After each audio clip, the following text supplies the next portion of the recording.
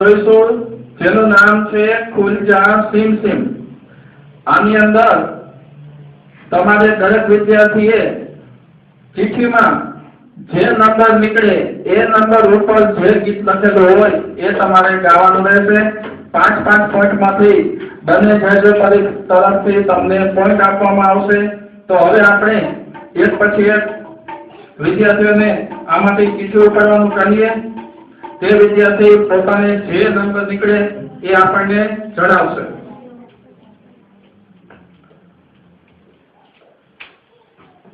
કેટલા નંબર છે પાયલબેન? પાયલબેન ને 5 નંબર મળે છે। આપણે જોઈએ 5 નંબર ઉપર કયું ગીત છે। હજી 5 નંબર ઉપર ક્લિક કરો। ગુજરાતી લગ્ન ગીત આવે છે। પાયલબેન તમારે કોઈ પણ એક લગ્ન ગીત ગાવાનું રહેશે।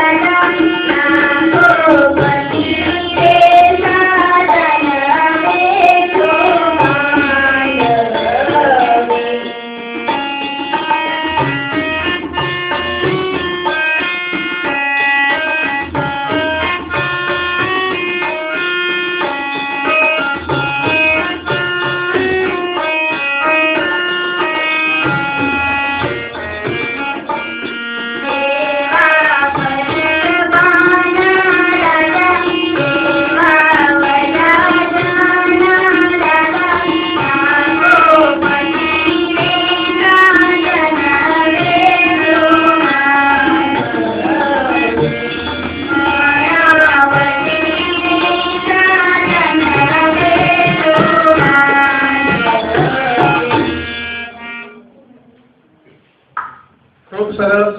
પાયલબેને લગ્ન ગીત રજૂ કરેલ છે। હવે મુકેશભાઈ પોતાના પોઈન્ટ આપે છે। પાયલબેનને 5 માંથી 5 પોઈન્ટ આપે છે। ખૂબ સરસ રીતે લગ્ન ગીત એને ગાયું છે। અમિત સાહેબ તરફથી પણ 5 માંથી 5 પોઈન્ટ મળે છે। હવે સૌરભભાઈને આપણે આમાંથી ચિઠ્ઠી ઉપાડવાનું કહીએ।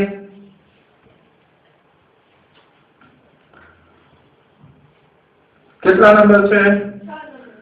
6 નંબર। સાહેબ 6 નંબર ઉપર ક્લિક બેક હોમ માં જવાનું છે। અહીંયા જાઓ। હવે 6 નંબર ઉપર ક્લિક કરો। 6 નંબર ઉપર પ્રાર્થના અથવા તો આરતી અથવા સ્તુતિ આ ત્રણમાંથી તમને જે પસંદ આવે એ તમે ગાઈ શકો છો। શું ગાવાના છો? સ્તુતિના શબ્દો જણાવો। શ્રી રામચંદ્ર કૃપાલુ ભજન। તો આપણે સૌરભભાઈ શ્રી રામચંદ્ર કૃપાલુ ભજન હરણ ભવ ભય દારુણા એ સ્તુતિ ગાય છે। આપણે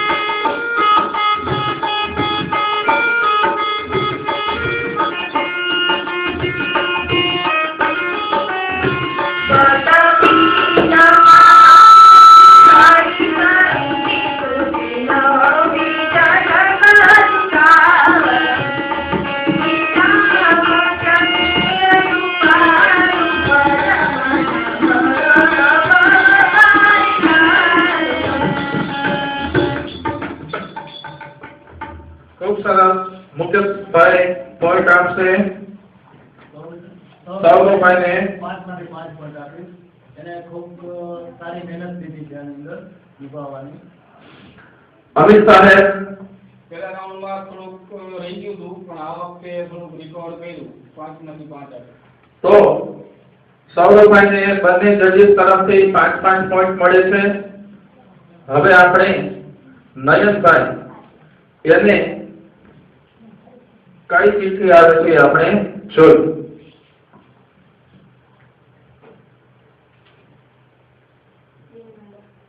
કેટલા નંબર છે? 2 નંબર. સાહેબ 2 નંબર ઉપર ક્લિક કરો.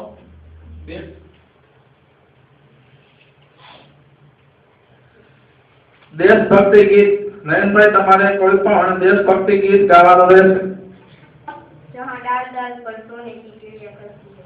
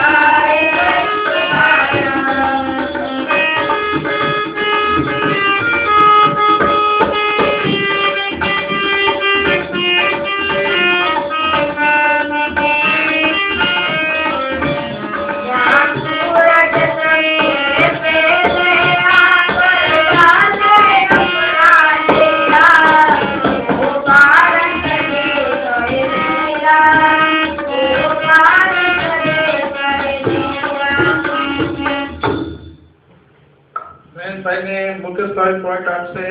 નયનભાઈને પોઈન્ટ 5 માંથી 4 આપીશ.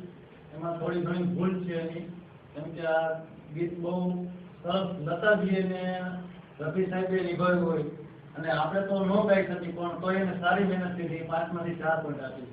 હવે અમિત સરસ પોઈન્ટ આપે છે. આમ તો હું એમ કહીશ કે થોડીક મારી પણ ભૂલ હતી વગાડવામાં, તેમ છતાં હું 4 પોઈન્ટ આપીશ. કેમ કે વગાડવા વાળાની જો થોડી ઘણી ભૂલ હોય તો ગાવા વાળાને મજા ન આવે. બરોબર, તો એના લીધે પણ એનું પણ થોડોક રાગ સુર છે થોડાક આડાવડા થઈ જતા હોય છે, છતાં હું મારી ભૂલ સ્વીકારું છું. હું 4 ગુણ આપીશ 5 ને.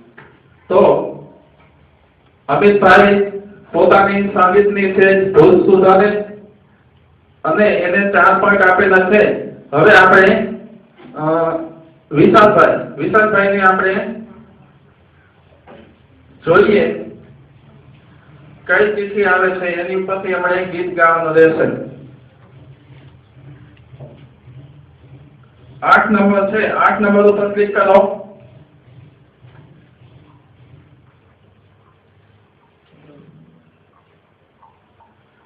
8 નંબર ઉપર આપણે જોઈએ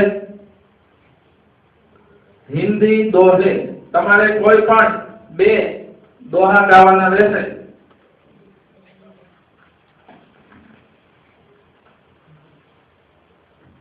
હાલો વિશાલભાઈ. बड़ा हुआ तो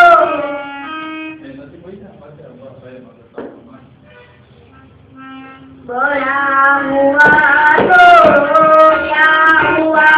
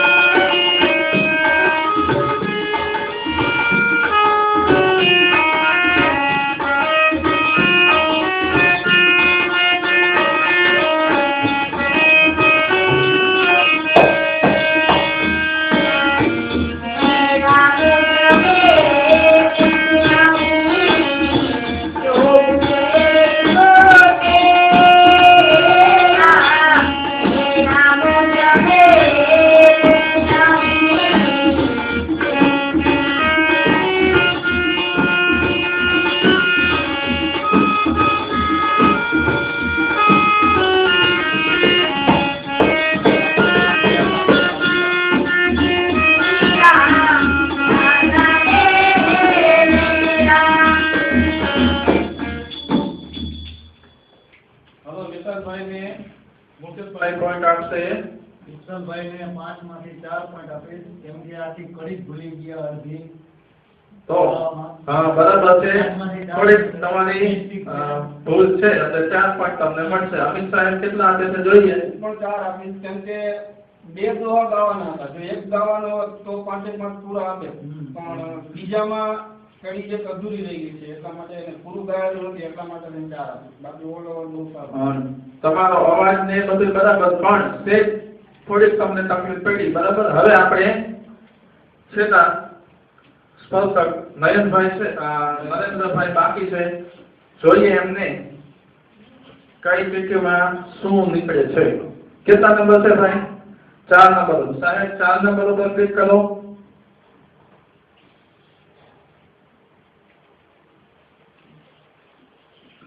ચાર નંબર ઉપર આવે છે બાળ ગીત. તમારે કોઈ પણ એક બાળ ગીત ગાવાનું છે. જે ગીત ગાવાના શબ્દો જણાવો. અમે તે ફૂદરડી કરતા હતા.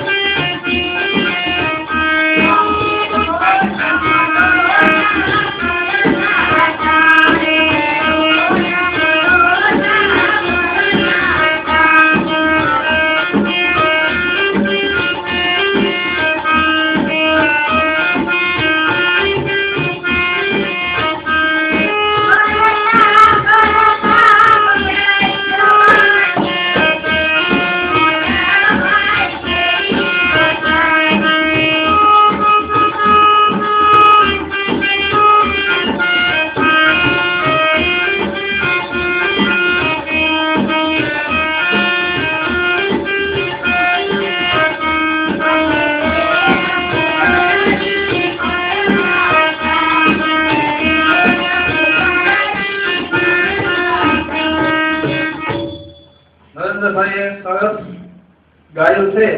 હવે આપણે જોઈ કેટલા પોઈન્ટ એમને મળે છે. નરેન્દ્રભાઈને 5 માંથી 5 પોઈન્ટ આપીશ, કેમ કે એને બહુ સરસ રીતે નિભાવ્યું છે દાવામાં. બરાબર છે. અમિત સાહેબ?